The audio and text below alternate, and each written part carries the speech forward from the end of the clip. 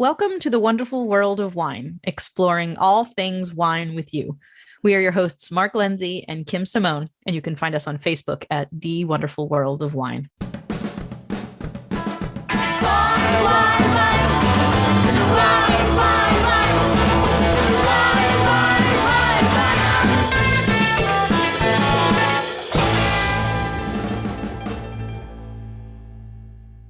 Hello, listeners, and welcome to the wonderful world of wine. Every week, bringing you trending topics and tasting from the world of wine. I am Kim Simone, and I am here with my wine colleague, Mark Lindsay. How are you this week, Mark? I'm great, Kim. Nice to be talking wine with you and our listeners again today. And indeed, we always love to bring you the most happening things in the wine world, which sometimes is seasonally appropriate drinks, sometimes is holiday wine pairings, sometimes is the latest news from the world of wine. What we think is happening. What we think. We hope our listeners are enjoying it. We try, right? We do. And there's a lot of things out there in the wine world to enjoy and to learn about. And as Mark loves to make a point of bringing up in probably every show, I love sparkling wine. As our listeners, if you've been listening for a while, know that champagne and Prosecco and Cava and Cremant are some of my favorite things in the whole wide world. And we have an article explaining some of the differences between how some of those bubbly wines taste. So we have an article it's an English publication. So they did focus a little bit more on some of those wines that are a little bit more available across the pond, if you will, and not so much in the American wine market, but the descriptions that they were talking about and how champagne and those other sparkling wines are made is fairly universal for all of us drinking bubbles across the world. So it was toast levels in sparkling wines, and it comes from a website called glassofbubbly.com. What a great name for a website. Yeah, I knew you liked that. So really, the point of this article was that it was focusing a discussion of tasting notes around this concept of the term toasty. And what do we mean when we talk about toast level of a champagne? And what does that actually mean? And where do those flavors come from? And made me think a little bit about the similarities in flavor profiles to beer too. You know, when we're learning about beer, we learn about toast levels of malt and, different colors and how they're related to it's a croissant versus a burnt piece of toast versus raw bread dough. And those are all a lot of the same things that we talk about when we talk about those flavors in sparkling wine. Yeah, that's a great comparison. I didn't even think of that, but the toasted malt thing is perfect how to understand this topic. And some of our listeners have probably heard when we talked wine in the past, we've mentioned toasty or toast of wine barrels, oak barrels, and that reference meaning how much they burn the inside of a barrel to impart some flavor into the wine. And if it's a light toast, it's a heavy toast. So this saying toast levels from a sparkling wine has nothing to do with a barrel. So Kim, I think we have to tell the listeners, we're talking here, traditional method sparkling winemaking leads to these aromas and flavors of the wine. And I love that you brought up the difference between how we get there with that toasting of the inside of a barrel. Yes, we sort of come to the same type of tasting note, whether you're talking about a big toasty Chardonnay or you're talking about a big toasty champagne. So the way the wine gets there as far as that final flavor is very, very different. It's not that toasting of the inside of the barrel. So you're not literally getting it from a char. You're getting to it from these chemical changes that between the yeast and time, the bottom or whatever, whether it's a tank, if it comes to Prosecco, if you have an aged Prosecco, but usually it's a bottle if you're talking about champagne. So over time, the flavor of the wine changes and develops these, sort of sometimes buttery, sometimes creamy, but often, baked good kind of aromas and flavors that has nothing to do with a barrel. So it's a little bit weird that we use the same terms to describe these same sort of flavors and sensations that we get to from these completely different methods. Yeah, the geeky term they use to describe what this toastiness comes from is a Maillard reaction. Have you ever heard of the actual technical term, Kim? Yes. Maillard? This is big in cooking. Of course you did. Of course you did. Yeah, so this is a fairly common cooking term, believe it or not. So they're saying this is a chemical reaction where the acids emerging from the lees or the dead yeast cells acts with the sugar, and it generates this toastiness or aroma. So in food, how would you relate it? So this is actually really all about the sugar. And when we talk in cooking about the Maillard reaction, we often talk about it in terms of like grilling meat or pan-searing meat or baking bread or roasting vegetables. So whenever you cook something over heat and you end up with that browning on the outside of your food, whether it's, that really nice, like golden brown char on the outside of a piece of chicken or a perfectly crispy fried potato or a really, really nice loaf of bread that has a nice brown, crispy crust. That's all the same reaction. So it's all about what is that transformation of the sugars in that food product because of the application of heat. Now, in the case of champagne, you don't necessarily have the heat, but you have that same chemical reaction taking place in the wine that transforms those sugars into this. And the only way I can think of describing it is like a browner smell, sort of like, you've got raw bread dough and it smells one way, but then you have baked bread dough and it smells completely different. So that was one of the questions I want to ask you. When you're talking about the aromas and flavors of a sparkling and you want to describe toastiness. So you're saying like uncooked bread, then like a light toasted bread, then like burnt or really toasted bread, right? Is that how you would explain it? Yeah. So the progression from like less color to more color. And I never thought of the raw toast. You know what I mean? Like the just more bready than more burnt or more heat source to it. So but you could also think about it, maybe not think about it as raw bread or raw dough, but think of it like, what's the difference in flavor between a cooked noodle and a cooked piece of bread? Like they're both cooked flour product, but they have very, very different flour flavors, I guess you can say. So whether you're talking about, spaghetti or you're talking about ramen noodles, that flavor of a boiled noodle is very, very different from the flavor of a baked piece of bread. And they're pretty much the same thing, just are undergoing a different type of cooking method. So I think I like thinking about it like that, like a piece of pasta more than raw bread dough.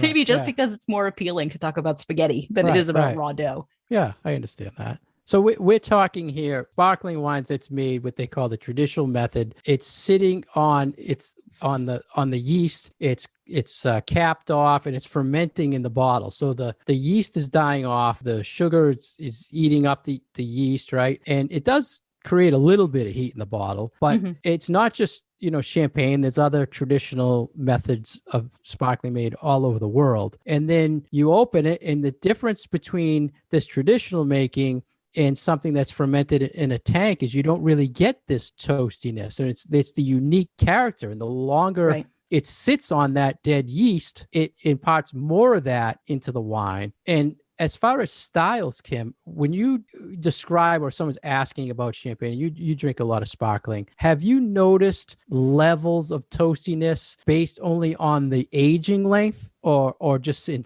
different producers? Or how do you look at that as far as if someone said, I want a sparkling, but I want something that's really toasty, really toasty. Do you find different levels in the sparklings that you drink? I do. And I think you're right on the money there. It's not any one of those things. I try to put all of those components together because they really can make this like a whole line from one end of the spectrum to the other end of the spectrum. And sometimes it's about producer. Sometimes it's about style.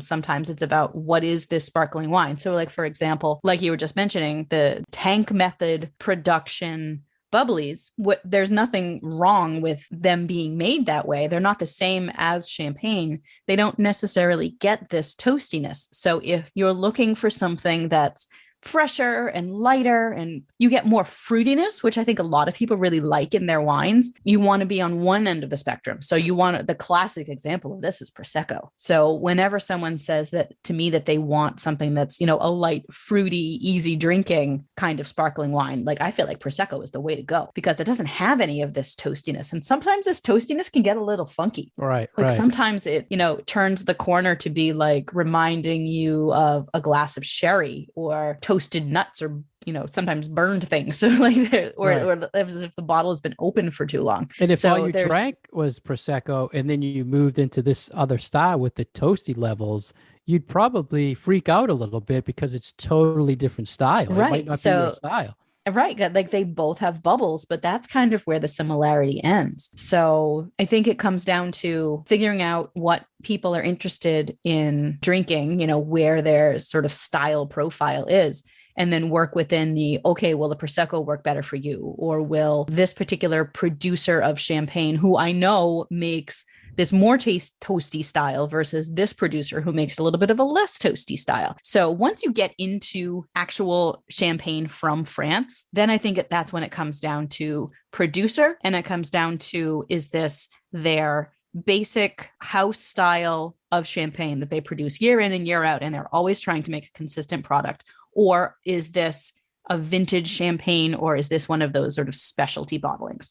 Because the vintage ones and the specialty ones usually have more age on them and will show more of this toasty characteristic. So, you know, if you're drinking Yellow Label Veuve Clicquot next to a vintage Veuve Clicquot, yes, Clicquot always has this toasty note to it, but the vintage one will have more. And can you relate the toastiness by looking at the color of a traditional method sparkling? Ooh. So I've noticed ones that are longer age, they're a lot darker, and you get more pronounced toasty notes. Absolutely. But you won't necessarily know that before you open the bottle. Right. Because the bottles are, you know, green or brown, you know, our traditional wine bottle colors. So you're not going to know until you open the bottle. So it's not a good way to like determine what you want to buy necessarily. So in the past, here's my other question for you, Kim. When I'm tasting a sparkling wine and making a tasting note, I'm saying, there's a toasty note to it. Do you ever say it's a light toasty, it's a medium toast on this wine? You do. Absolutely. I've never put levels to it. I've only said, there's a toastiness, which is expected, but never, you know, when you think, you know, the real geeky tech note in a wine, they'll say medium plus acid, you know, they don't really do a toasty, do they, on the, like a real technical note? I don't know. I don't think I've never paid attention enough to what a tasting note from maybe a winery's website is saying about their wine. I know that I do it for mine, especially when I'm trying to write something for a consumer to understand the flavor of the wine. So I feel like it's my duty as someone who is talking about a wine to not necessarily give it every single descriptive term that I can think of, but just to make it understandable. And I feel like if I can throw in some of those notes about a light toast or a heavy toast, but maybe not use those words, like maybe say, this reminds me of toasted cashews instead of toasted pecans, like that kind of gives... Right. Yeah.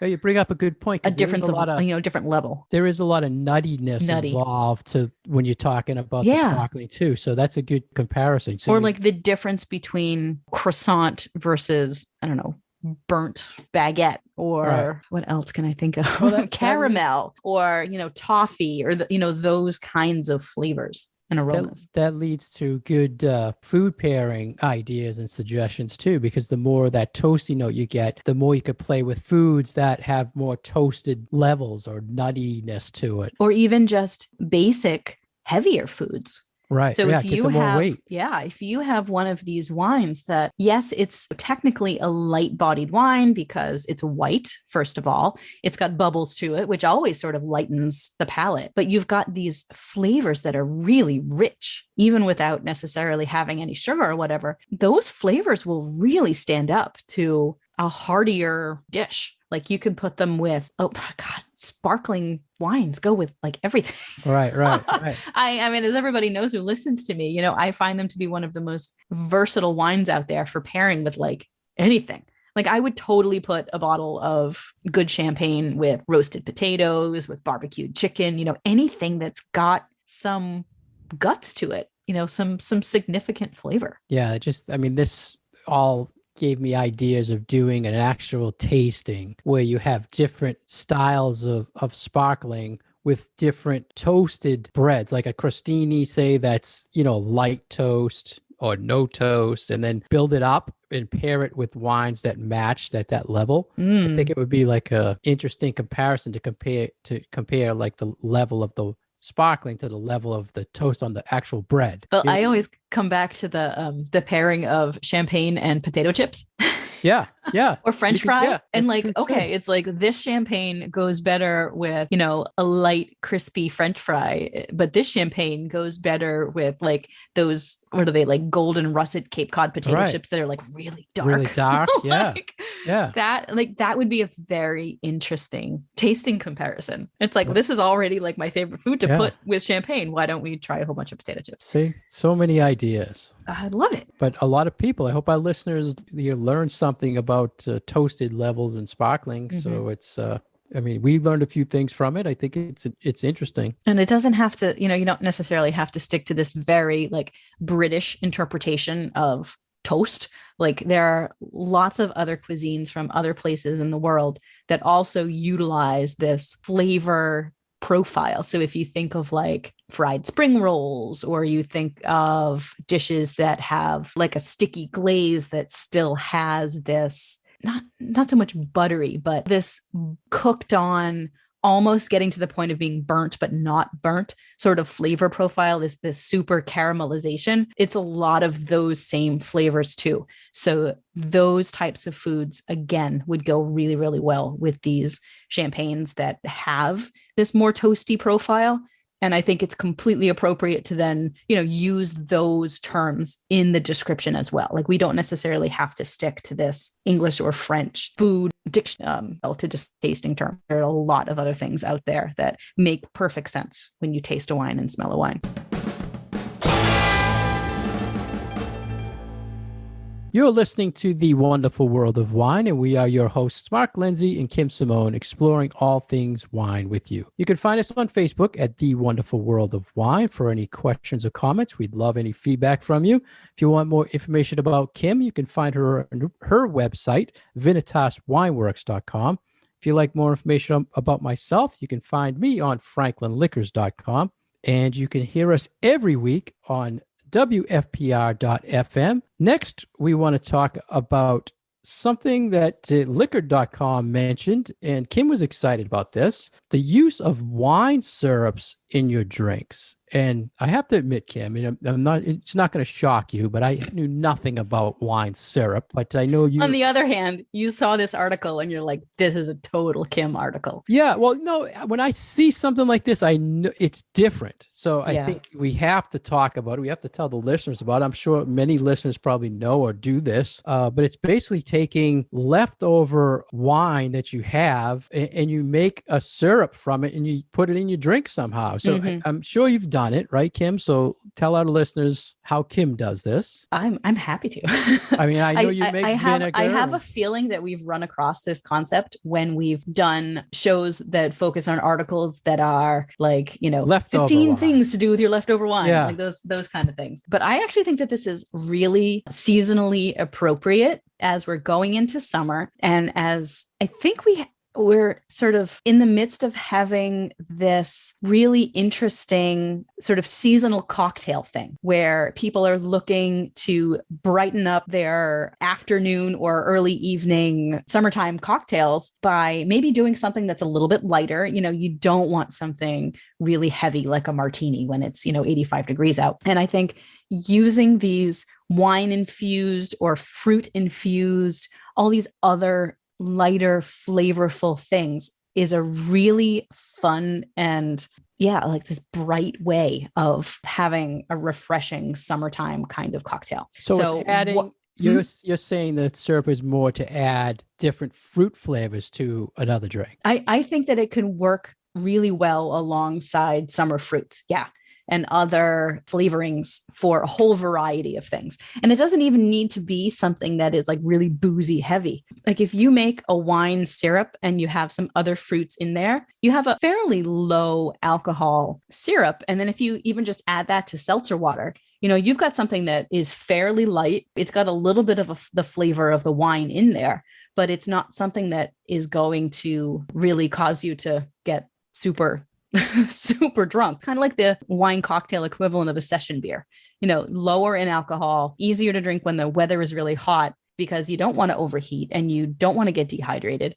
And this is, I think, a nice way of having a refreshing, cool, warm weather drink that still does have a little bit of alcohol to it, but isn't really over the top. So the wine syrup is basically just like making simple syrup, right? But you're adding wine to some sort of wine to the sugar.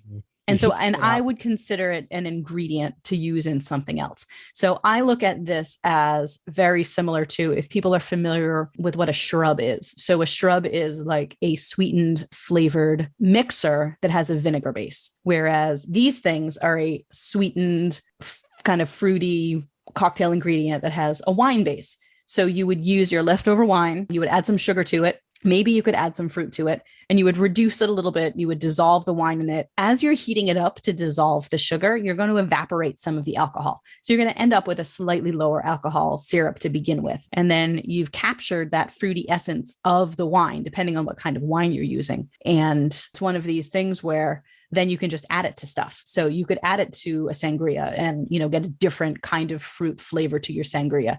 You can add it to a cocktail. If you have a vodka cocktail and you add a little bit of this to it, then you're making just a different flavored vodka cocktail. Or like I said before, add it to some sparkling water and you have like a spritzer. Yeah. You said sparkling water. I think right now, adding it to a seltzer, that's so popular right now. I mean, there's liquor-based seltzers. We talked about this before, wine-based or just sugar-based, but adding this little extra kick of some sort of fruit flavor from some wine you have in a syrup would really enhance that. And I think what's nice about these is that you follow the same basic rules that you follow when you're making sangria, whether it's winter sangria or summer sangria, white or red. I feel like the same rules apply for what wine to use. So you don't want to use anything overly oaky, and you don't really necessarily need to use anything sweet because you're going to be adding some sugar to it.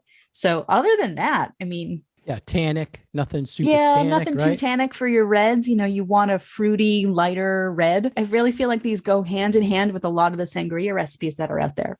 Just follow those rules and you're good. And you mentioned you can use older wine that you have left over.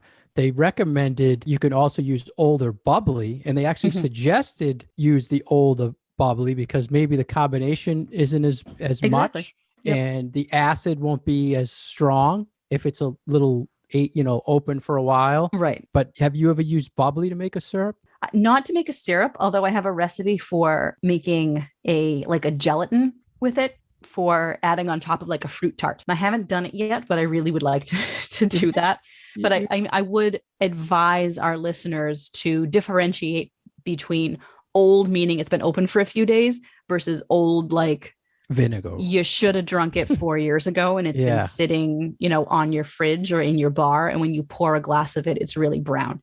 If it has gotten to that stage, it's not going to taste good in any form. So adding any amount of sugar to that is not going to make it taste any better. So we mean just, open for a few days and maybe doesn't taste as bright and fruity as you would like it to taste, or it's lost all of its bubble. But other than that, I wouldn't use something that's like old. If your wine is brown, it's probably a little bit too over the hill. And as far as preparing this, I saw a lot of similarities to when we talked about mulled wine. They talked about, in a crock pot. They talked about, what's that device? A sous vide? Sous vide. Sous vide. Sous vide. So they recommend you could use that as well. So what's your tip? Just stovetop? Gentle heat. Yeah.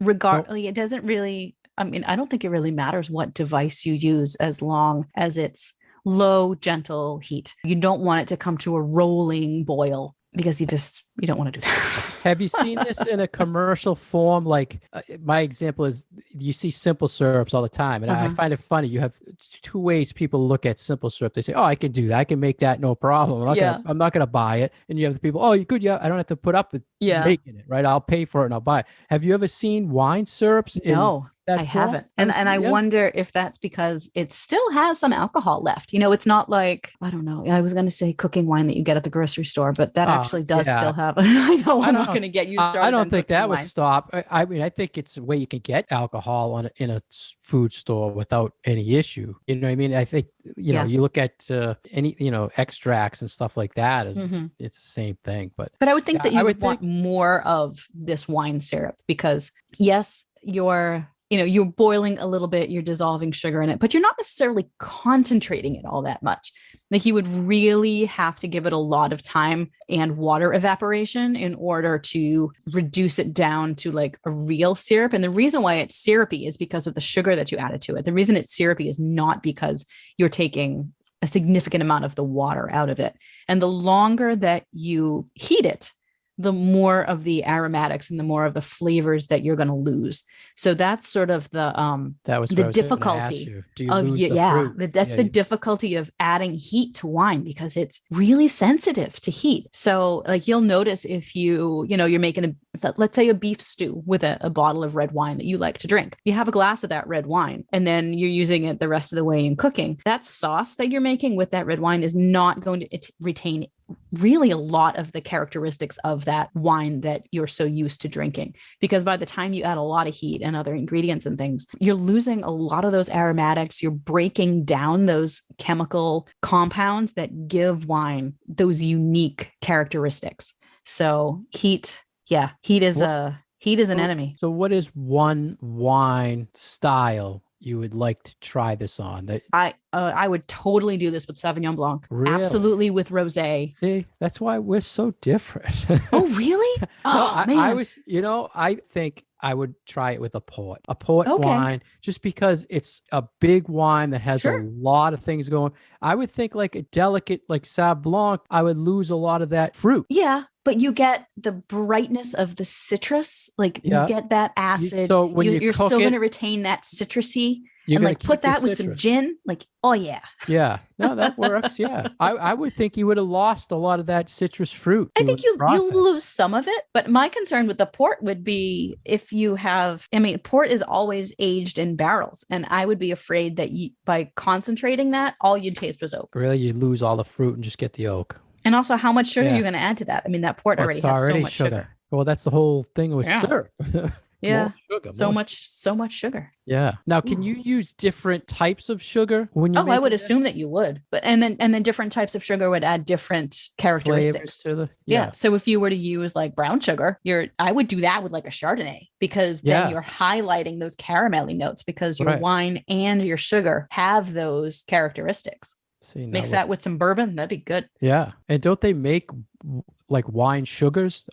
Didn't we see something where there was that salts where they were flavored? It might have been salt. Yeah. Yeah. And those were with red wines, weren't they? Like they were using. Yeah. Merlot, and then it was a really pretty, like pinkish maroonish color too. It's probably sugars out there too, but I'm sure. I think it's exciting. So you're going to try this? I'm absolutely going to try this. Yeah.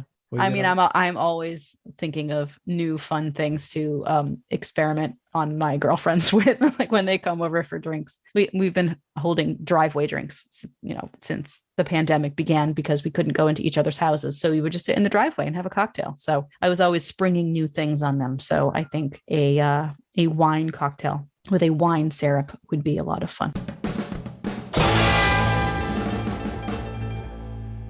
Thank you for listening today to The Wonderful World of Wine. We've been your hosts, Kim Simone and Mark Lindsay. You can find us on Facebook at The Wonderful World of Wine and past episodes on SoundCloud and iTunes. And make sure you tune in every week on Franklin Public Radio, WFPR 102.9 for our most recent episode. Cheers.